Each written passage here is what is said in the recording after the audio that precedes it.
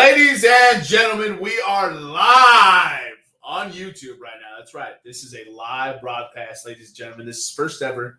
This is Room 303 history. So welcome in, one all, some all, not all, maybe all. I'm your host, Jermaine Mendes. This is my co-host, Nicholas Morahan. And as always, we have with us EPE. This is podcast Room 303, episode 134. How are you doing this evening, Nick?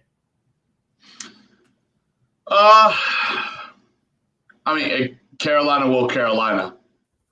I don't know.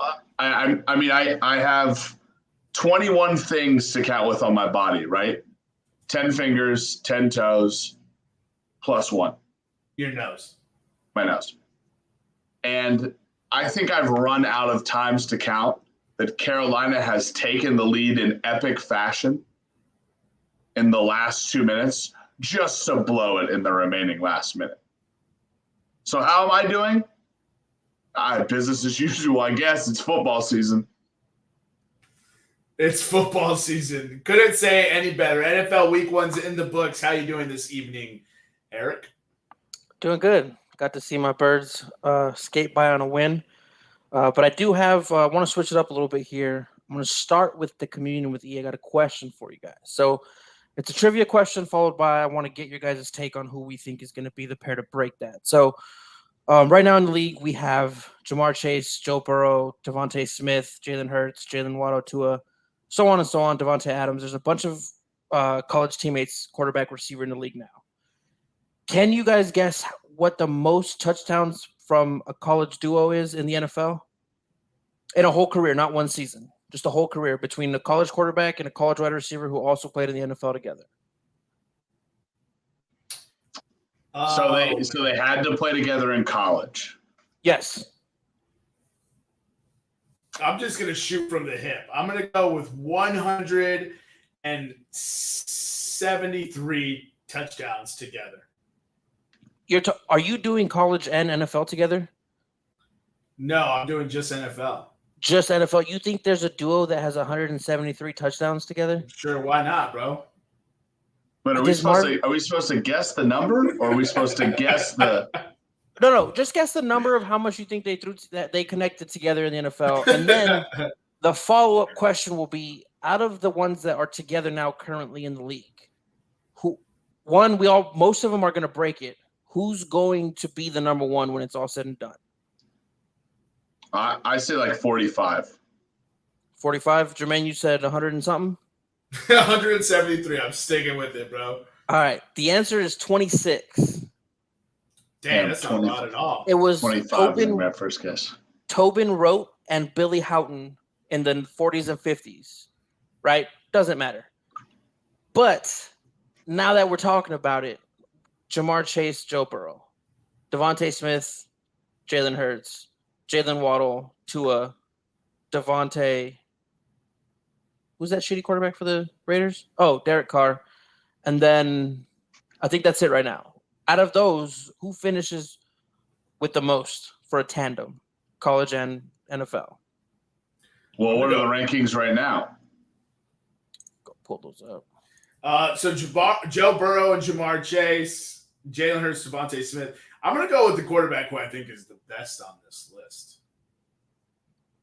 And if I remember correct, I'm going to go Joe Burrow and Jamar Chase because I think he's the best quarterback. And, is Tua long for the NFL? Is Jalen Hurts long for the NFL? I mean, we just saw what Derek Carr did. Well, neither of them are white, so probably not. You know the rules. You got to be white to play QB. Well, not that you have to be white to play QB, but aside from, Russell Wilson, Warren Moon, Dante Culpepper, how long did Steve McNair play? Name me a black quarterback that's played for over 10 years. Michael Vick. Oh, Mike Vick's a good one. McNabb. Randall Cunningham, Warren Moon. I already said Warren Moon. Oh, he said McNair. I already said McNair. Russell Wilson. This is Russell Wilson's 10th year. There we go. Now name me a white quarterback who hasn't played 10 years. Yeah, and you know what? There's Chase a black. Chase Daniel is still in the league. There's a black backup quarterback that we're not thinking about who's just hopped from team to team, is collecting. Josh Johnson, dude. What, Joshua Dobbs is up there now? That's like 6. Teddy Bridgewater.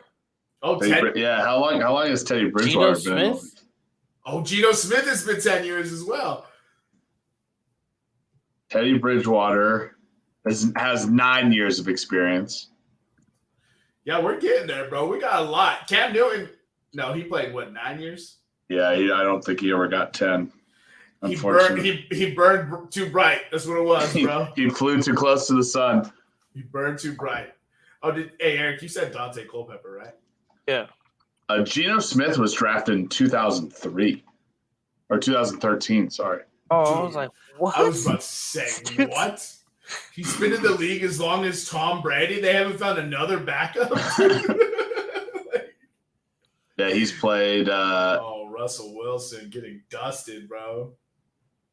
Yeah, he's played 8 years because he missed 2019. 8 years. Interesting, man. And Josh Johnson has been playing since 2009. Let's go. Just collecting those checks, bro. His career earnings got to be $20 million.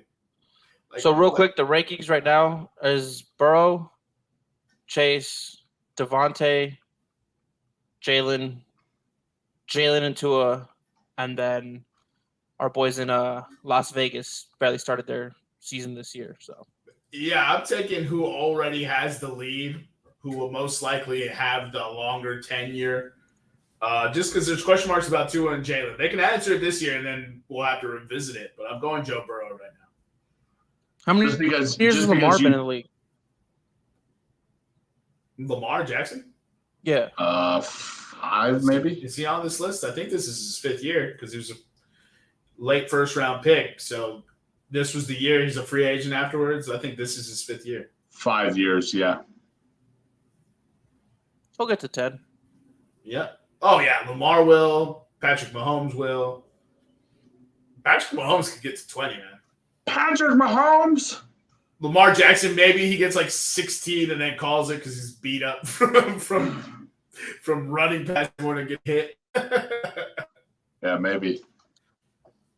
All right, so yeah, to answer your question, Eric, Joe Burrow. I'll say Derek Carr and Devontae, just to change it up. Derek Carr and Devontae. How much longer do you think Derek Carr has in this league? How old is he? Like 27? I think he's 32 or something like that. I think he's got to be in his 30s for sure. Oh, he's 31. He's been in the league like 9 years, hasn't he?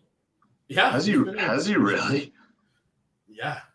Just a lot of forgettable seasons, minus that one random MVP season he had. Oh yeah, he has been in the league since 2014. They messed up his back in that MVP season, and he's never been the same. And we're still holding on hope for Derek Carr, but them Carr brothers, man, they never had offensive lines. Derek Carr, his brother was better. David Carr was better, bro. On the Texans, that dude can make some throws. David Carr. David Carr never had a winning record. Dude, he couldn't. He had arguably the worst offensive line I've ever seen played for the Houston Texans. The best record he ever had was 2004. He went 7-9. Jesus. Hey, that's not too bad. Man. There was not one NFL prospect on that offensive line that first year. Like they were in the NFL, but that Houston Texans team was. Yeah, it's just. We're gonna go look it up, and there's a dude who had like 15-year career, might be in the Hall of Fame. And I'm just so David Carr owns the first and third most sacks being in a single season, 2002 and 2005, and is the 50th most sacked QB of all time, despite only starting 5 years in the NFL. In comparison, God. In those 5 years, he was sacked 267 times. In comparison, Peyton Manning has been sacked 270 times in 15 years. Hey, big shout out to left tackle Chester Pitts left guard Domingo Graham, center Steve McKinley, right guard Fred Weary, and right tackle Ryan Young. Bums, the lot of them, bro. There's not one NFL pro on that list. The oldest one of them, 29 years old. 29. Interesting.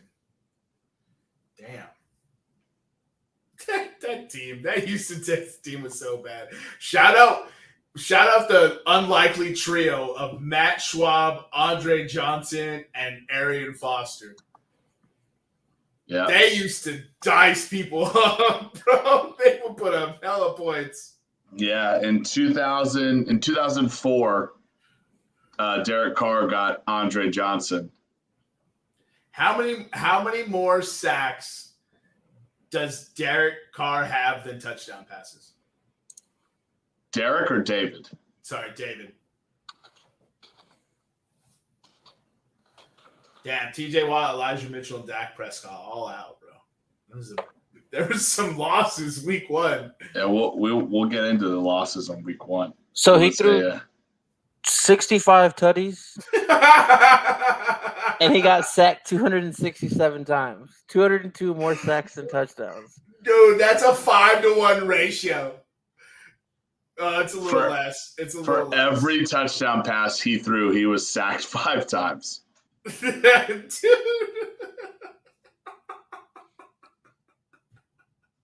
Jeez, that's just not good. Oh, we brought it to you here first. Hard-hitting reporting. Are you kidding me with that? That's almost disrespectful, dude. So just to put it into perspective, Carson Wentz has also had about the same amount of time. He's got 144 touchdowns, 212 sacks. That's not the same at all. I'm just saying, like, a player that's been in the league the same amount of time. That's just to show you how bad that offensive line is. Yeah, it has to be the worst in history. And Carson Wentz gets sacked a lot. So, like, he was getting whooped. He was getting whooped in week 1. He was getting the ball out, but he was getting whooped. Oh, we have a live guest, dude. A live guest? Someone dropped a comment. Yo, what up, Jay-Bird? That's Jay-Bird. That's awesome. Yeah, so that wraps up Communion with E, and we're going to get into Pop Culture Pick'em. Eric, do you have the order? I think I have it. No, I do. It's Nick, me, and then you.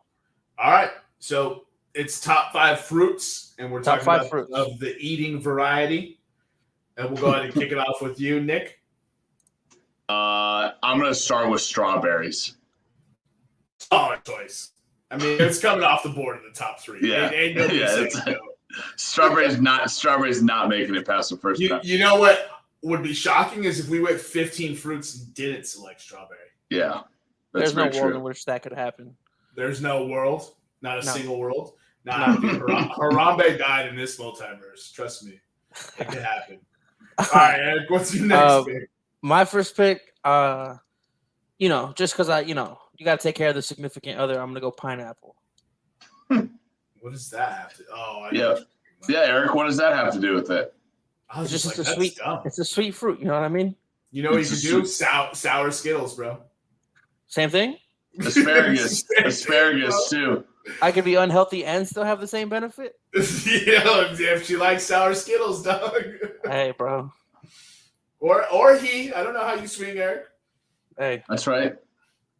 All right, my progressive podcast. We love everybody on this podcast. All right, so for my pick, now that you guys are talking about people on podcasts I don't care about, I'm going to go with plums and peaches. Okay. Back to back. Plums, peaches, give me the peas. I'm all about it, bro. P's and D's, P's and D's, P's and P's. It's alliteration at its finest. P's and C's. They don't call me MCJC for no reason. Who's called you that? Ain't nobody in your life called you that. All right, Eric, give us your next pick. The problem with this is I'm not a very healthy person. I'm already running out of fruits here. All right, let's go with mangoes. Mangoes is a great choice. I don't think I would have thought about that. I love mangoes. Mangoes is a solid choice. I'm going to take 2 more solid choices off the boards. I'm going to get apes and banunus. Who says it like that? I remember the song. Did you guys ever have music class? They would bring in the music book. Yes. You would all sit in the same desk, and they would just play CDs, and they would tell you it's music class. Yeah. And you'd all sing in unison. Right. Did you ever do that? I love the 90s education system. Yo, apples and bananas. I would always pick that song. Bro. Dude, apes and bananas. I like to eat.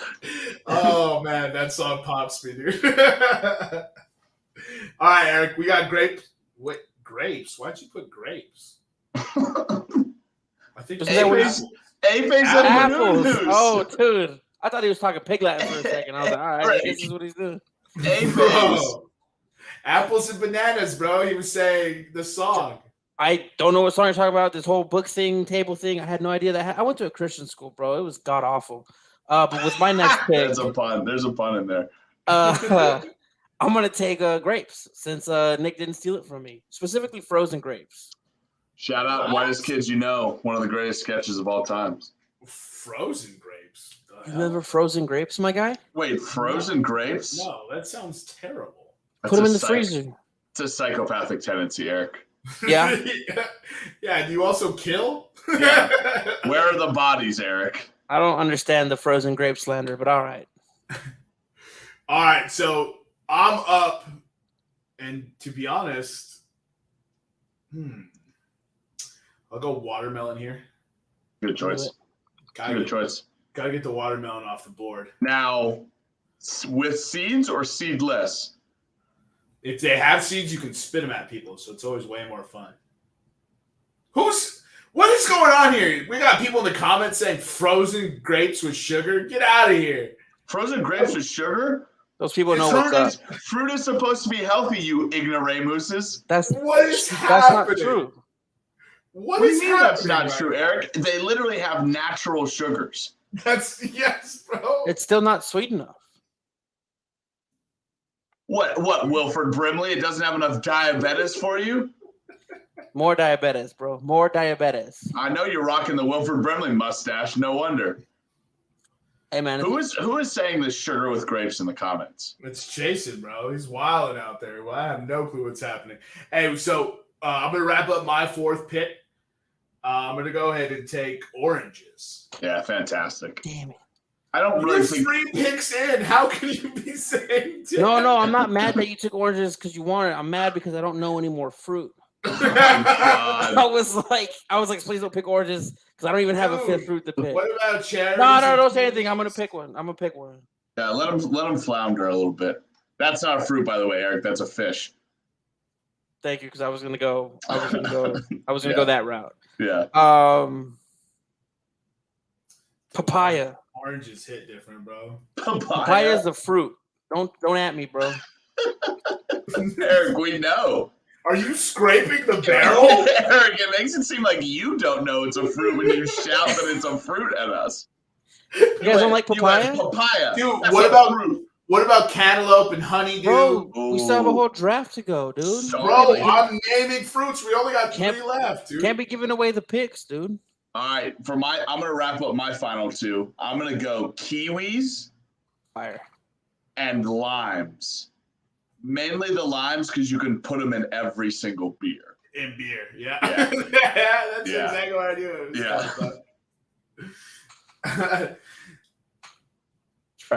Jason has an idea for you, Eric. If you don't have any more fruits, you could take the most popular fruit in the world. You could, yeah. Most popular fruit in the world that hasn't been said? It has not been said. It has not been said, no. I don't, Eric, I will give you a minute, and I bet you cannot guess what this fruit is. Well, he just read it from the chat, so. I can't see the chat. Where are you seeing it? All I see is he got the second opinion already. Where are you seeing his chat at? Oh, okay. Jesus Christ. Oh, I see it now. It's in the comments. Okay. Wow. Excuse me. You don't know how to use StreamYard, so you're getting mad at me. There's a whole chat. Me and Jaybird have been talking. I didn't know that. What up, Jaybird? Appreciate you for listening. And fuck tomatoes. It's not a fruit. I'm gonna go with. Literally is the most popular fruit in the world. I'm gonna go with cherry. Cherries. Cherry. Okay. So for Eric's non-cultured ass, we still have guavas. We have tangerines, mandarins, clementines. Star fruit. Dragon fruit. Dragon fruit. We have When's man, the what's last time those you little guys ate any of those? those cactus fruits. You remember those? Oh yeah. Mexican cactus fruits. Yeah. I don't ever know what they were called. We always called them something funny at my house, but I never knew the actual name. Is it I jicama? forgot. Or am I said tripping? maybe. Oh, I don't know. Jicama? Persimmons, avocados, Ooh. dates, Blueberries. grapefruits, ooh, berries. blueberries, red berries. Yeah. Dingleberries. Now that we've named all those fruits, I'm going to go ahead and take what's indigenous to my island, plantains. That's just a banana. No, it's not. No, it's not. Clearly, you don't know since you don't know any of the fruits. Hey, that's a fruit. Oh my goodness, that's too funny. All right, so that wraps up the list, correct? I've believe so. I've named all the other fruits, so we don't have any honorable mentions. Let's go ahead and get the list, Eric. Give them to us. All right, so Nick had the first pick. He went strawberry, apples, bananas, kiwi, lime. I had the second pick. I went pineapples, mangoes, grapes, papayas, and cherries. Jermaine closed us out. Plums, peaches, watermelon, oranges, and plantains. So I've been eating kiwis my whole life. Do you know that I'm allergic to kiwis? I just found this out like a year ago. That's about the dumbest thing I ever heard. How did you find out you're allergic? So whenever I would eat kiwis, I would get like the weird like tingling feeling, like hairy feeling in my mouth, and then like my throat would close up just a little bit. But I loved them so much. Oh, kiwis is code name. So yeah. So a year ago, I was eating kiwis. I was like, yo, does anybody's mouth ever get tingly and numb when you're eating kiwi? My buddy was like, what are you talking about? I'm like, yeah, it gets tingly and numb. Then my throat closes up a little bit. It's like a little hard to breathe. And he goes, you're allergic to kiwis. I go, no, I've been eating my whole life. I'm not allergic to them. He goes, yeah, you are. That's literally being allergic to them. Yo, don't tell people that. That's really dumb. that's next level dumb. Listen, like Mark Morahan once said, listen, Nick, you're not stupid, but you sure are dumb. Actually, that might be the most apropos way to sum you up, bro. Yeah. I think I'm all right with that. All right, Eric, give us the list. Wait, you already gave us the list. Yeah, I just gave you the list. I know. Why did I ask you again? God, pay attention. You're the EP. Why did I ask you again? I don't know. All right, so do we want to do NFL Week 1 first or UCL? Let's kick it over to the EP. What do you want to do first, EP, Eric? Let's just move into UCL real quick and knock that out. Knock it out. How do we know it's going to be real quick? Well, because I have it pulled up. I've been telling them all day, dude. He's like, no, we'll just do it real quick. I'm like, yo, you know how many times we've said that? All right, Eric, can you run us through what happened in match day 1 in the UCL? The kind of big highlights. Let me get it pulled up here. I have the bets pulled up. I didn't have the scores. All right, let's go. Before we get into it, fuck the Broncos, man. I have money on them, and they're out here choking it away. So that's all I have to say about that. Go ahead, Nick, or go ahead, Eric. Give us the juice. All right. So, Champions League kicked off on Tuesday the 6th of this month, September. So the first game we had was Dortmund beating Copenhagen 3-0. Unfortunately, Dynamo Zagreb beat Chelsea 1-0. God awful fucking game. Benfica beat the Israeli team 2-0. Still can't say that name. Maccabi Haifa. I'm gonna butcher it. You just said it. All right. Real Madrid beat Celtic 3-0. AC Milan tied with Salzburg 1-1. PSG beat Juventus 2-1. Shakhtar Donetsk beat Leipzig 4-1. And Manchester City beat the shit out of Sevilla 4-0, as everybody expected. And then moving into the second day of games, Ajax beat the Rangers 4-0. Sporting beat Frankfurt 3-0. Atletico beat FC Porto 2-1. Barca laid the smackdown on Victoria Pleasant 5-1. Club Brugge beat Leverkusen 1-0. Bayern beat Inter 2-0. Napoli beat Liverpool 4-1. And Tottenham beat Marseille 2-0. Wait, Napoli beat Liverpool 4-1? Should have been 5-1. They missed the penalty. They missed it. They missed the penalty of all. They missed. Well, I mean, Allison blocked it, so it should have been 4-1 because he blocked the penalty. But it was an embarrassment of a game for Liverpool. They dumped in goals on Liverpool. Wow. Now will it continue? Who's to say? Here's my biggest 3 games of match day 2. All right. So Liverpool or Ajax travels to play Liverpool. Liverpool in their last 3 home matches is 2 wins and 1 tie. And Ajax in their last 3 away matches is 3-0. Liverpool, they do play in the Dutch, however you say the Dutch Premier League, the Eredivisie. Yeah, that sounds right. Eredivisie, yeah, Edervise. Liverpool, their last Champions League match, Eric just said they lost to Napoli 4-1. Ajax beat the Rangers 4-0. They last played in the 2020-2021 group stage. Liverpool won both matches 1-0. Some of the odds for Eric, can you give me the odds for this game? Liverpool is minus 175. Ajax is plus 400. And the draw is plus 380. So if you can find it at your betting site, there's a bet on soccer matches called draw no bet. And the draw no bet means that if you are picking Ajax to win and Ajax draws, you get your money back. That seems like the best bet to this. When I looked it up earlier on Bovada, it might have changed, Eric, because Eric uses DraftKings. When I looked it up earlier on Bovada, the draw no bet for Ajax was plus 300. Do we really trust Liverpool? No, absolutely not. It's a great bet. No, not this form. And we trust, if you trust Ajax to win this game and you don't trust them to draw, when Ajax is at home, I'm putting a lot of money on Ajax to beat Liverpool. They're away this match. I think the draw no bet is the best thing to look at for this match.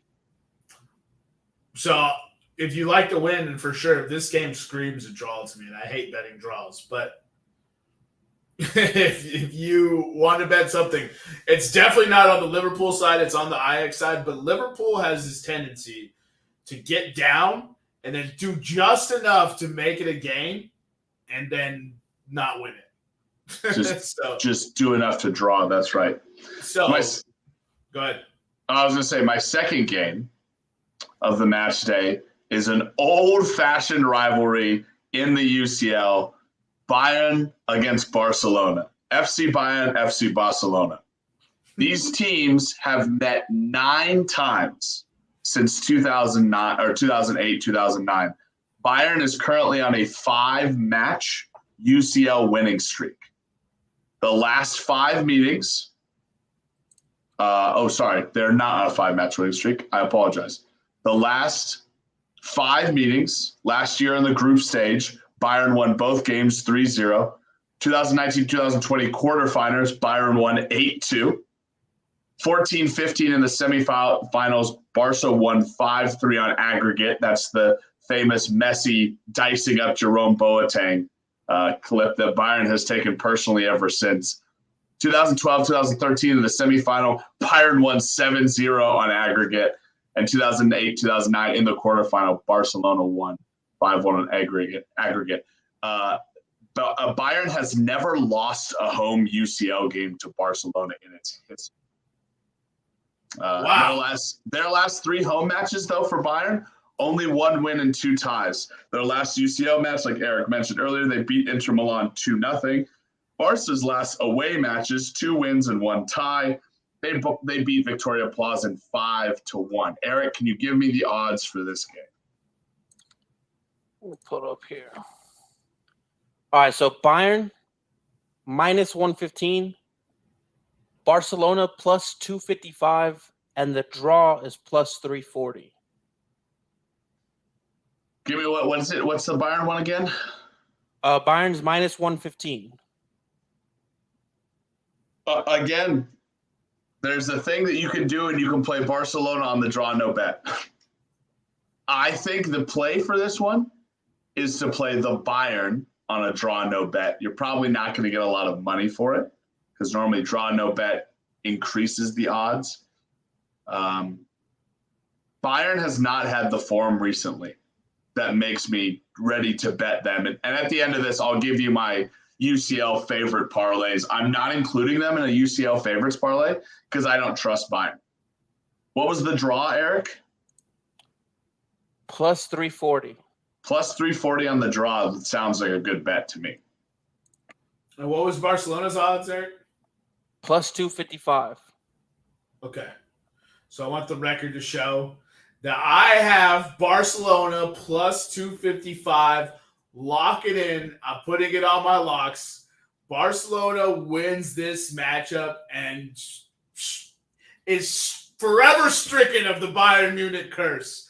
They beat them in Bayern. They beat them handily. If you could get Barcelona minus 1.5, I would take that too all day. But that's not my lock. Just Barca winning. I looked it up. And if you want a fun little revenge bet, Lewandowski to score a hat trick is plus 2,900. Oh, that's outstanding. I love the story there, bro. The Broncos are trash, dude. I'm just letting you know right now. So in the red zone. Broncos are trash in the red zone. Some things never change, even with Russell Wilson. My third game of the UCL match day 2, Sporting against Tottenham. These two have never played a UCL match. In their last 3 home matches, though, Sporting has 2 wins and 1 loss. But in those 2 wins, they have scored 3+ goals and allowed 0. The last match, they beat Frankfurt 3-0. Tottenham, in their last 3 away matches, 1 win, 2 draws. And like Eric said in the last match, beat Marseille 2-0. Eric, can you give me the odds for this Sporting Tottenham? Sporting is plus 260. Tottenham's plus 105. And the draw is plus 265. Doesn't this feel like a Sporting win? They're the dog, though? They are the dog. You said plus 260, right? Correct. Oof. When you get over 250, I'm willing to ride just about any dog. You can convince me real quick. So if we're riding Sporting dog, I am in. Let's ride, bro. Sporting country. Let's ride. Let's ride, because the Broncos ain't riding nothing, fucking bums. No, they're riding something, that's for sure. So I talked about a UCL favorites parlay. Keep in mind with these teams, it's going to be a 7-way parlay. $10 pays you $92, which means $100 pays you $920. I got Inter, Porto, AC Milan, PSG, Man City, Napoli, and Real Madrid, all on the favorites money line. The lowest odds that I found was Napoli. When I looked it up earlier, it was 120. It might be, what is it right now, Eric? Trying to pull it up. Where did it go? So basically, $10 is going to pay you around 90 based on these adjusted odds.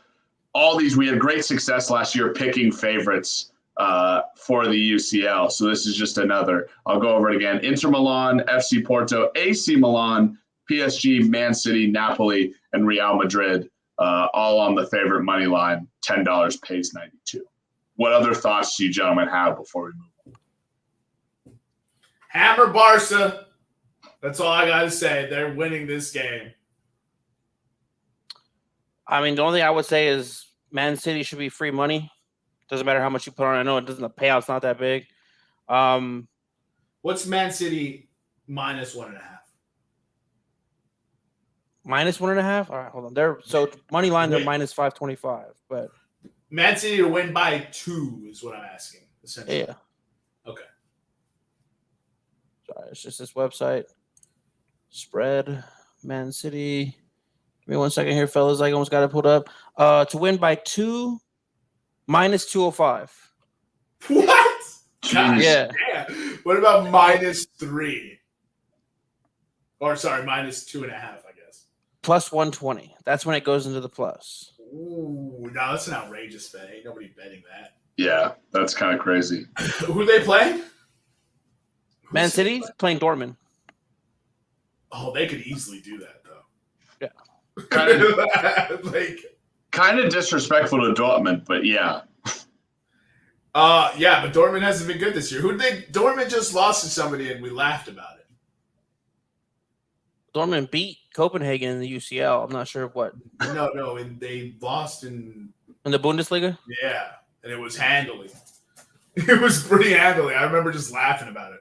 All right, so did we wrap up the betting portion of UCL? Because I've got something soccer related I want to bring up here. Correct. Okay, so I was sitting around. I don't forgot who I was talking to. It may have been Eric, but we were talking about biggest blowouts in soccer history. So I have a list of 7 here. Article was written in 2013. I looked for some more recent ones. They didn't have they didn't have a very good list either. I could find like top 5. So we'll just go with this list from 2013. I can guarantee you number 1 hasn't been topped. But would you like to guess the lowest, biggest blowout on this list? Lowest, biggest blowout. Is this any sort of competition or is this actual? Any sort of competition. So this one is in the FA Cup. Biggest margin of victory in the FA Cup. So, okay, what's FA Cup? So it's English teams. But for the overall list, is there like South American countries or South American club teams down there, or is it? Yes. There's okay. There's international teams. There's Asian Football Confederation. There's a team called the Dundee Harp. Right. I'd say there's Scotland. You have Aberdeen, so another Scottish one, and then the very last one is the Stade Olympique Emerin. So wasn't there some game where like a 3rd-tier English squad played like Liverpool and Liverpool won like 15-0 or something? Is that what you're talking about? Is this the FA Cup one? No, it's not. You have to go higher than that. For the 7th biggest in 2013, it could be different now. I doubt it. But it's bigger than 15-0. Oh, at 22-0? Eric? 26, 27, 26. Okay, so coming in at number 7, we have Preston North End 26, Hyde United 0. Wait. What year was this? 1887. Oh, okay. Yeah. Fuck? All right. Yeah. So let's see. The Preston before Tom Finney turned out. All right. Yeah. So Preston went on to the final, but lost to West Brom Albion 2-1. All right. 26-0 is outrageous, right? So this very next one is obviously higher. So we have a Villarreal versus Navata. Villarreal? Yeah. 47-2. 33. 33. No, both of you were too high. So it's 27-0. 2009. Okay. 27-0 Villarreal over Navata 2009. We have a 1971 matchup between Tahiti and Cook Islands. Did Cook Islands football team immediately fold after this? So you said 31, Eric. What do you got, Nick? Yeah, I'll say 30. Number 5, Tahiti 30, Cook Islands 0. Wow. If I was to say that between the two of you would get 2 of the 3 so far, I would have bet against this heavy, bro. I would like betting favorite. Give me that. There's no way they're getting this. All right, so the next one is Australia versus American Samoa in 2001. Oh, poor American Samoa. 35. All right, Nick's got 35, and you, Eric? 41. Nope. Australia 31, American Samoa 0. That's back-to-back. If you would have just said one more than the previous, you would have been able to get it. Bro, that's horse shit, bro. All right, coming in number 3, we have the Dundee Harp out of Scotland playing Aberdeen Rovers, 1885.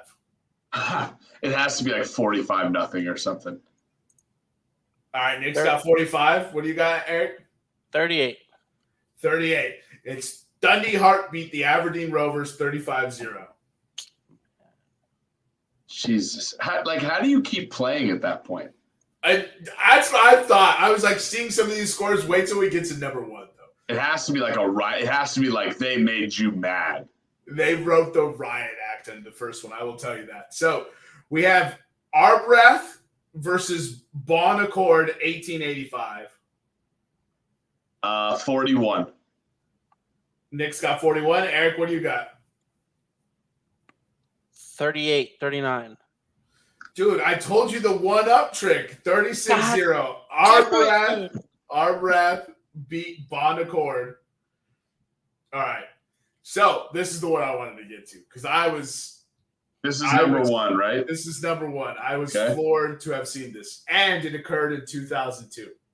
All right. Okay. So AS Adema went on to face Stade Olympique Lamrin. All right. So when you think Madagascar, you may be thinking of DreamWorks' popular animated movie in 2005. The tiny country is no stranger to most in the soccer world, thanks to this absurd blowout victory. As reported by ESPN SoccerNet, the losing side, Stade Olympique Lamrin, staged a protest that few could ignore, and that led to this. You guys want to take a guess? 73. 73. And Eric, what do you got? You said it's outlandish? Well, 73 is outlandish. Yeah. Nah, 73. 73 I can live with. I'm going to one-up Nick here. 150. 149-0 scoreline. Get the fuck out of here. A few members of the team and coach were eventually punished for the club's actions. There used to be a YouTube video, but we're not sure where that went. It may be a bit weird considering AS Adema had little to do in the match, but the result is what counts. And here you have the biggest blowout by far in soccer history. Do you think you would like how many tries would it take you to do that on FIFA? I don't think you could. Could you do that on FIFA? You would have to set the time to play an actual 90-minute soccer game. You'd have to have Brazil's national team versus Puerto Rico's national team. Like, you'd have to put it on the easiest setting. But, I mean, I think you could get there, but you got to do a lot of nursing and massaging to get 149-0. Holy cow. Well, AC Adema's goal differential is in the toilet now. And no, AS Adema won. Oh, they won. Okay, so it's just Stadium Olimpica Le Mans or whatever you said. Yeah. Oh man, I have the article here, bro. Oh, 149 own goal farce. Oh. That's because they staged a protest. That's great. It was 150 own goals? 49. That should 149. It's an official score, Eric. It's true. No, I know, but like the rest of them actually got their asses whooped.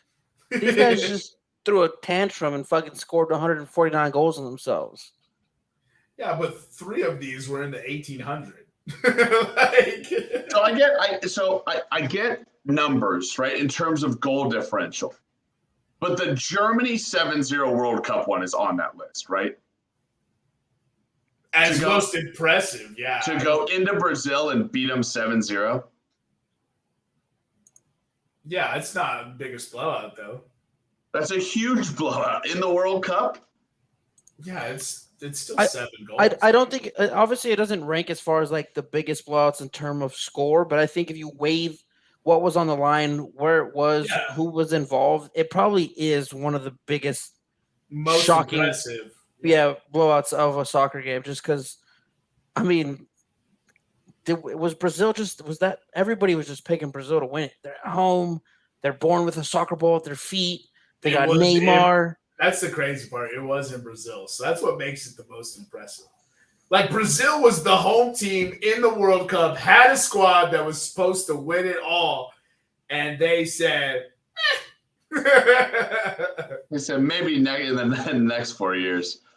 And you know what's crazy? You know that game was significant because for the first time, I think in all the years that I've watched soccer, we saw Brazilian fans cheering on Argentina in the final. Yeah, and still lost.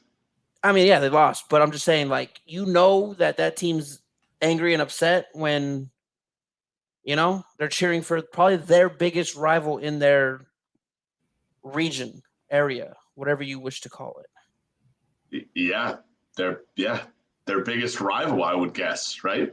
Yeah, Argentina has to be Brazil's biggest rival.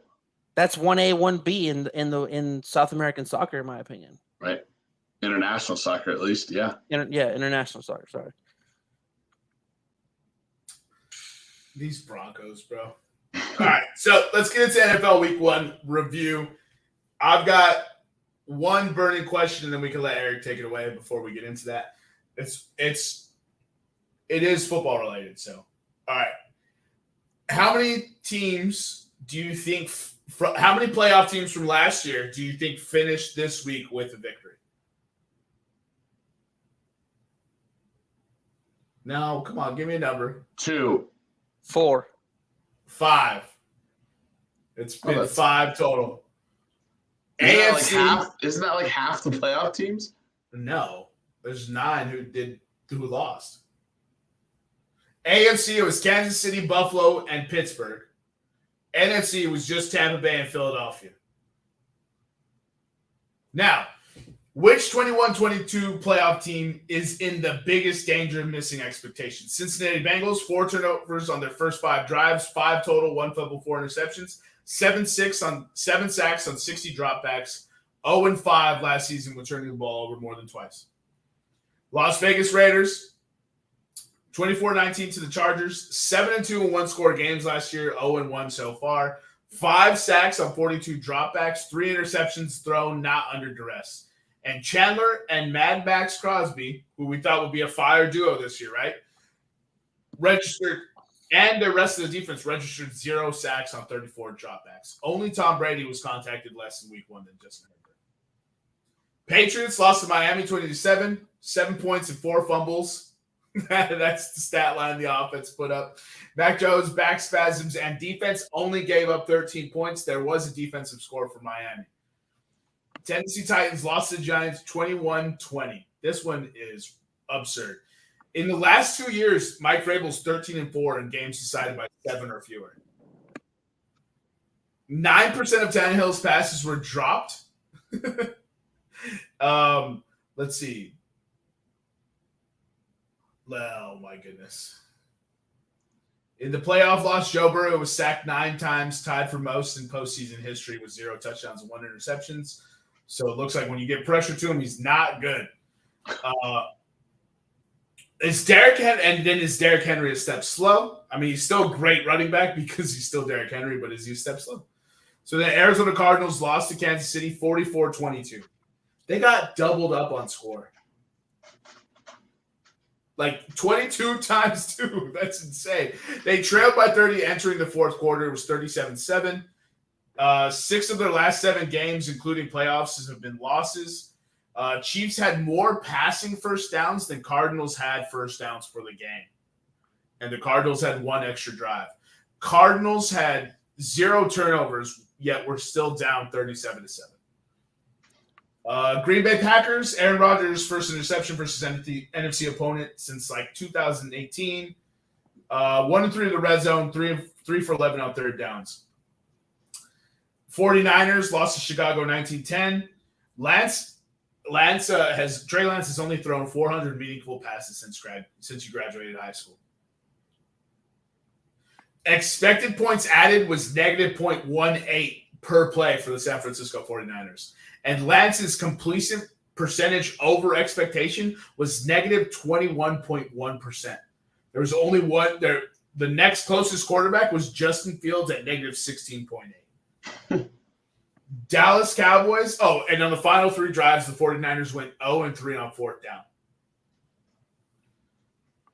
Dallas Cowboys lost to Tampa Bay. Dak Prescott out 6-8.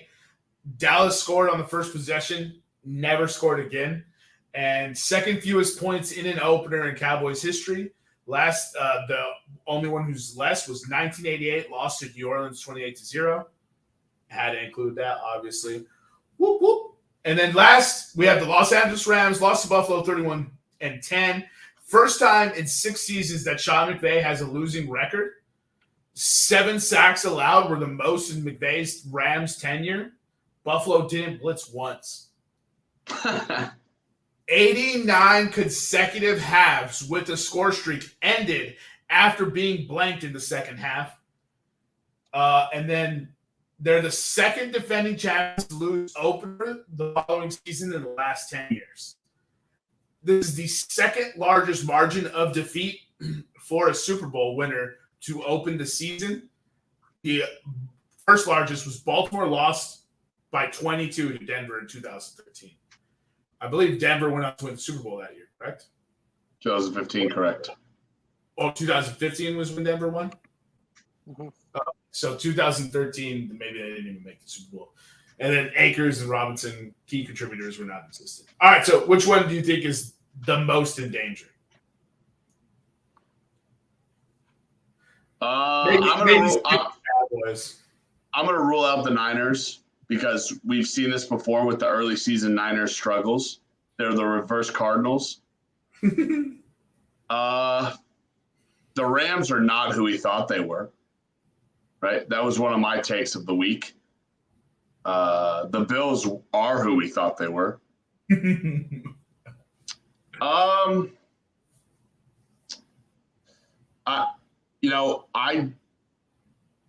got to be happy that. All right, you got to be upset if you're a Bengals fan and you have 5 turnovers from Joe Burrow. I think Joe Burrow is going to hang around in that division, though.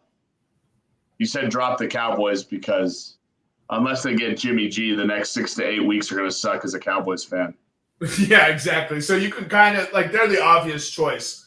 But of the other ones, Bengals, Raiders, Patriots, Titans, Cardinals, Packers. I would say Cardinals probably. 49ers and Rams. So you're saying Cardinals? We talked about it enough that the Cardinals just barely squeaked in last year. I don't think they have the talent to just barely squeak in this year. So I actually have – wait, did the Patriots make the playoffs last year? These are all playoff teams. I'm asking you which of these playoff teams from last year is the most in danger. The Patriots made it last year, right? Yeah. Okay. Honestly, man, just because they have the Dolphins and the Bills in that division, they're missing that offensive coordinator. Their quarterback just, he's got a back injury now. That offensive line is trash. They got the most money invested in receivers, and I bet you can't name one on the team besides I can't name one on the team. I don't know. I think the Patriots have the worst outlook this year. Isn't N'Keal Harry still on that team? He's on the Bears. Jacoby Meyer, go Pack. Kendrick Bourne, Nelson Aguilar. Okay, well, we can name some of them, but I'm saying I don't. Yeah, we get your point. I didn't exactly name good wide receivers. Yeah. All right. That or the Titans because Tannehill is not it. That Titans team is something else, man. I don't know what to tell you. And if Derrick Henry has lost a step, bye-bye. Bye-bye playoffs. So here's what I was thinking. When I was thinking about Derrick Henry losing a step, I watched him play. The dude could still get 100 yards and a touchdown, but it's not the way we're used to it. Like, he had 80 yards in this game, like rushing. Like, that's perfectly good for a running back.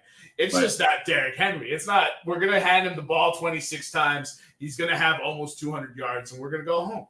He got knocked on his ass a little bit, too.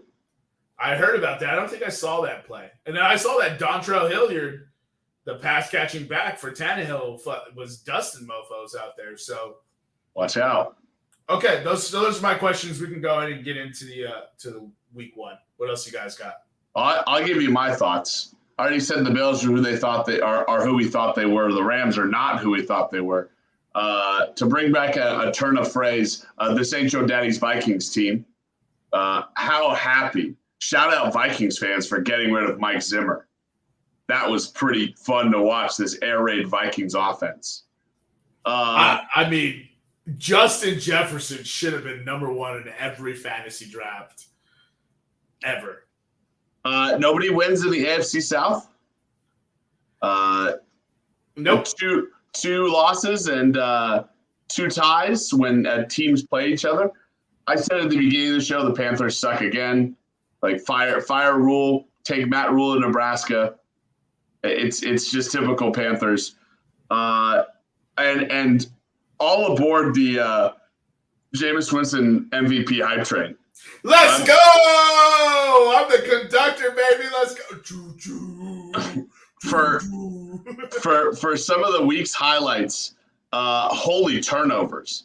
So Thursday Night Football started us off with 7 turnovers. That added the total. We added 44 more on Sunday for a total of 51 turnovers in the week.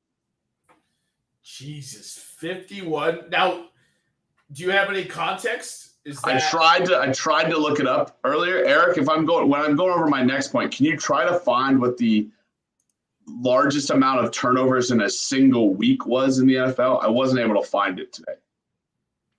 So my last point there's been 3 more today, so you can go ahead and add that. So there we go. So 54 now is what we're looking at. I also said, holy fourth quarter comebacks, Batman.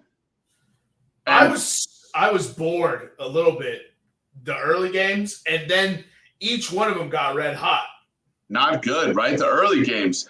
Some of these teams didn't win, but they sure fought back in the fourth quarter. The Saints, 17 points in the fourth quarter. Bears, 12 points in the fourth quarter. Lions, 14 points in the fourth quarter. Jags-Commanders game, combined 24 points in the fourth quarter. Carolina Panthers, 17 points in the fourth quarter.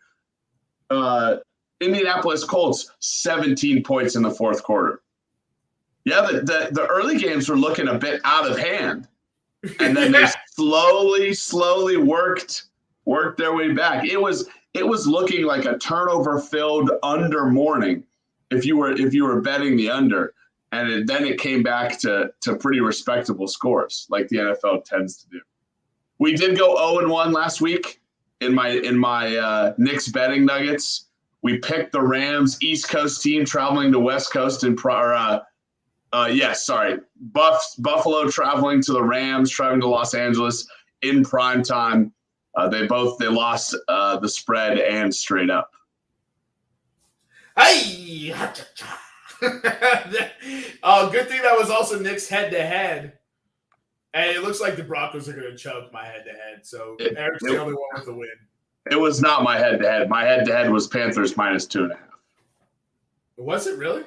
It was. Why did I think you had Rams plus money? Nope. Because I told you to bet it. Yeah, thank God I didn't follow that.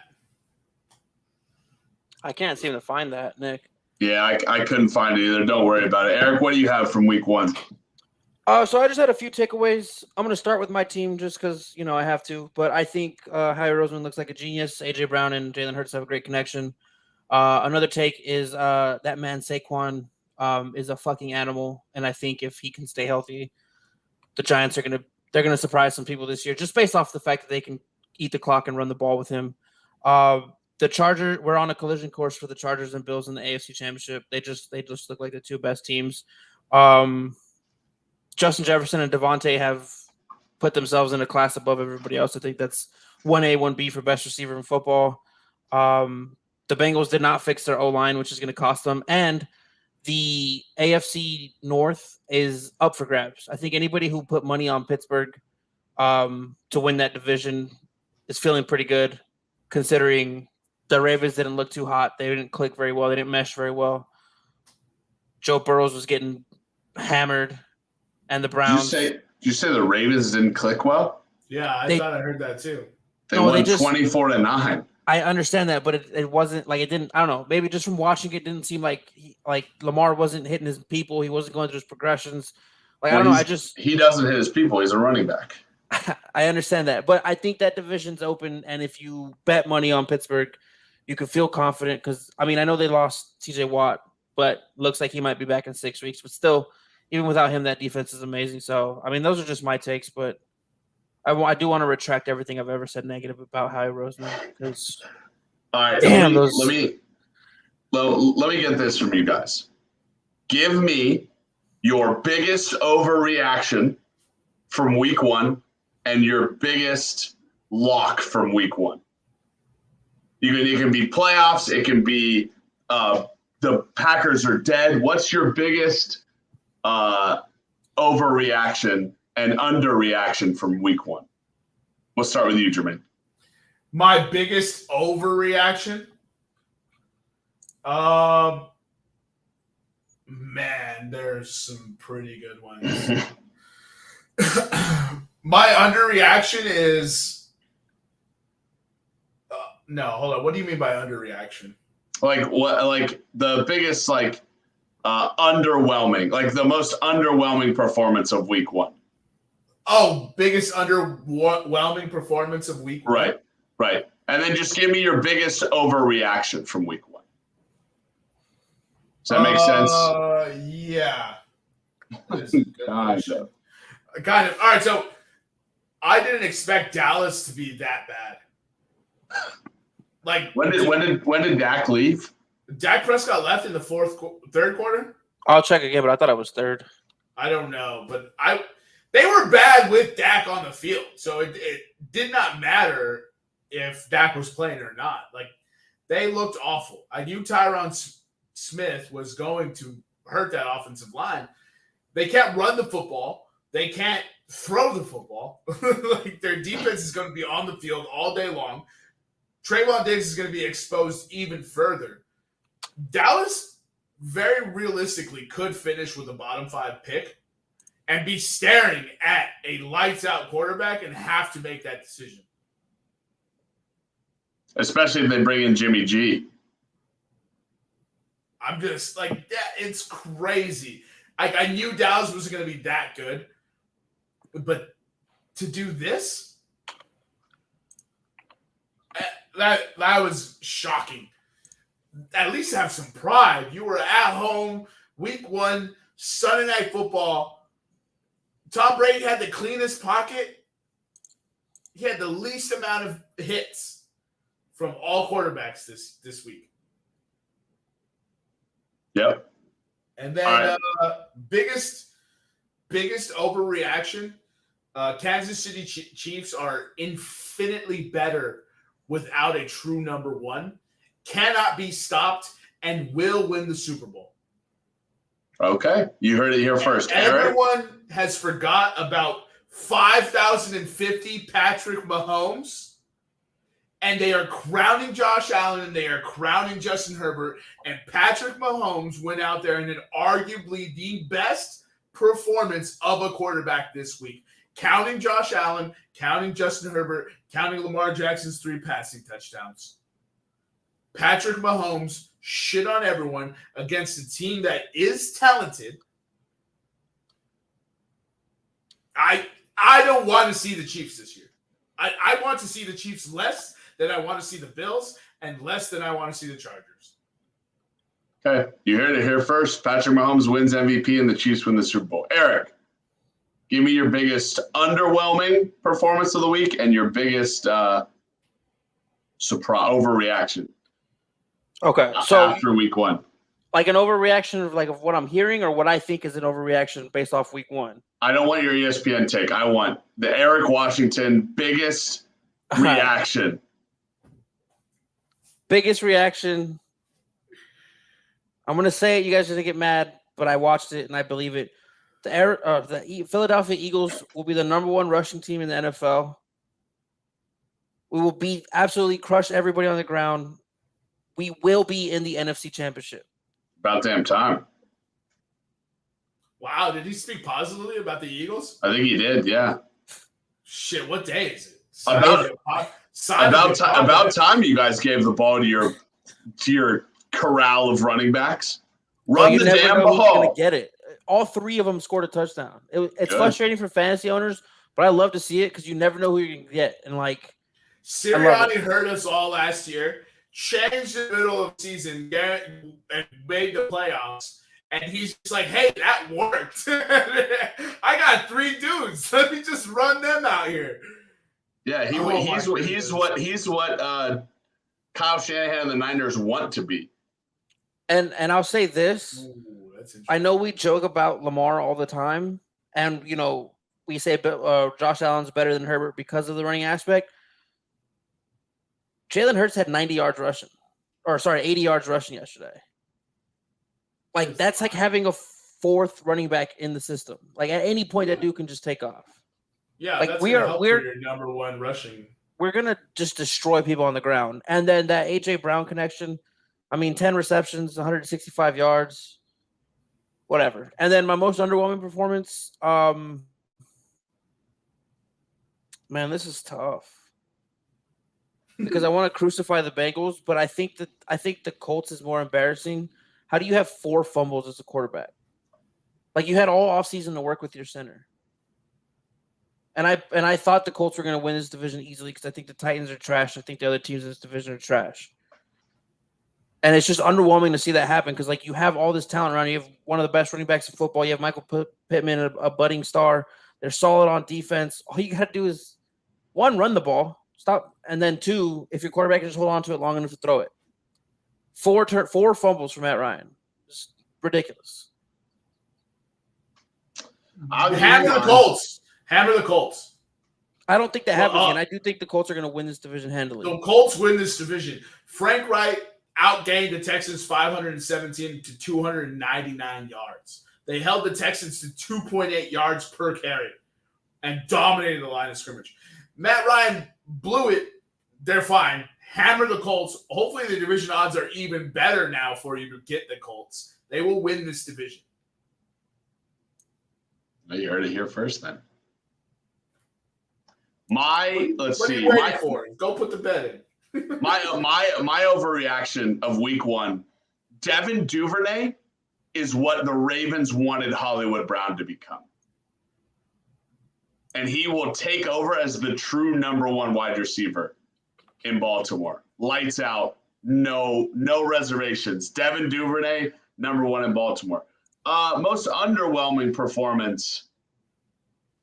Geez, do I pick the low-hanging fruit and say Baker Mayfield? No, because I didn't think he was going to do that good anyway. For me, I will go with Eric's low-hanging fruit. It's got to be Joe Burrow, right? Actually, no. Here's what I'm going to do. I'm going to flip the script. My most underwhelming performance of the week is the Pittsburgh Steelers. You had 5 turnovers. 5 turnovers. You kept Joe Burrow on his ass. The man couldn't complete a pass to his own team. And you win by 3 points?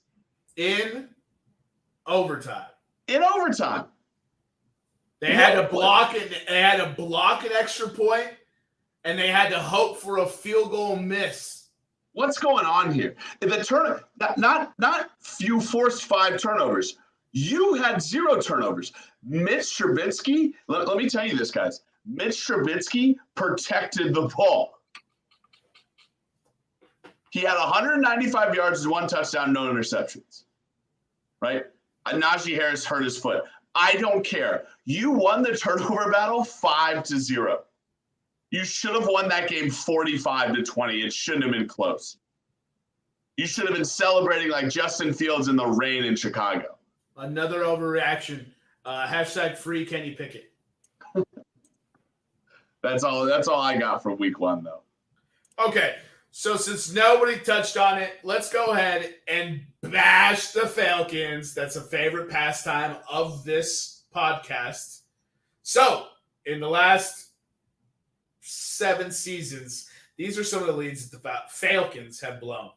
The infamous 3rd quarter lead of 28-3 versus the New England Patriots in the Super Bowl. The Atlanta was 4-2, leading the San Diego Chargers 30-20 with 6 minutes remaining in the fourth quarter. Atlanta was up 17-0 on the Dolphins with 12:50 remaining in the third quarter. Atlanta was up 39-24 with 4 minutes and 57 seconds remaining versus the Dallas Cowboys and lost. The Falcons were up 26-10 with 6 minutes and 22 seconds remaining versus the Bears. Lost. The Falcons were up 24-7 with 4 minutes and 35 seconds remaining in the third quarter and lost to the Buccaneers. And lastly, Sunday's biggest comeback, the New Orleans Saints trailed the Atlanta Falcons 26-10 with 11 minutes and 35 seconds remaining. Jameis Winston proceeded to get so locked in, he scores 17 points in 11 minutes and leads the Saints to a 1-point victory at home versus the Falcons. Now listen to me. Listen to those of you at home. Jameis Winston is 8-2. Jameis Winston is 6-2 as the starters for the New Orleans Saints since he's taken over for Drew Brees. In that time, Jameis Winston has 17 touchdowns and 3 interceptions.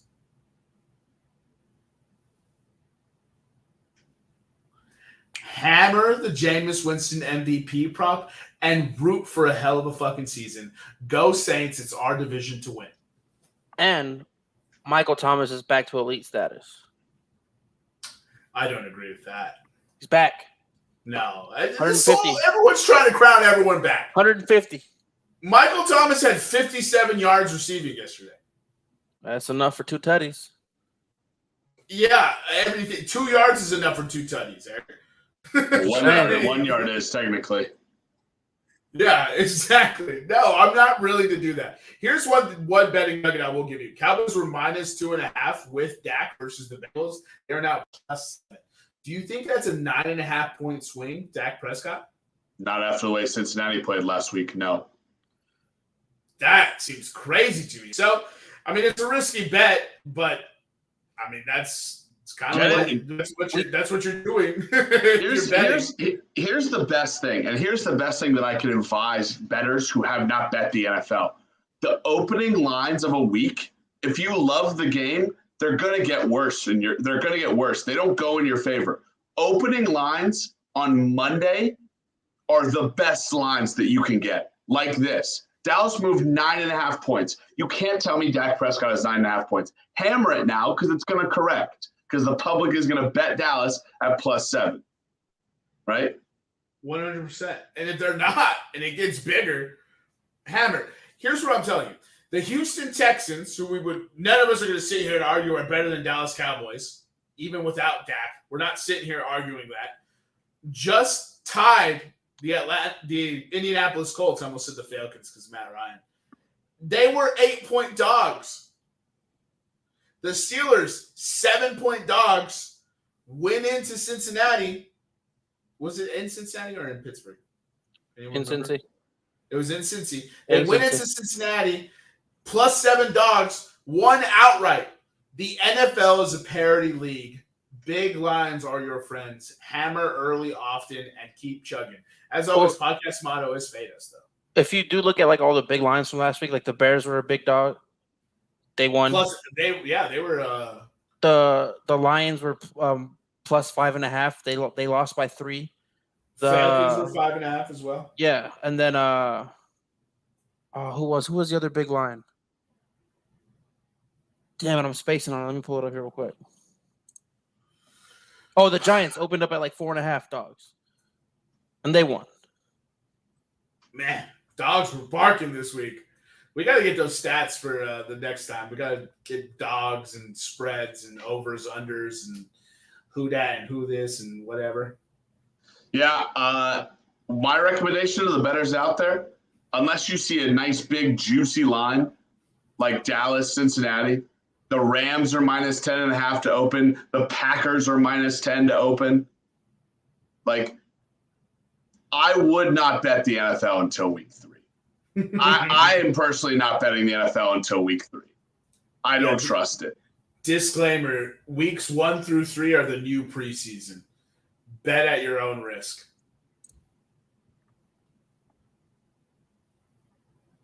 Oh, my goodness. The Broncos are blowing it again. Okay, you guys got anything else? I think that wraps up the episode. Nothing for me. All good. All right. If we got nothing else, follow us on Instagram and Twitter at Podcast Room 303, which is the name I have prominently displayed. We'll see you next time when you come on down and step into the room.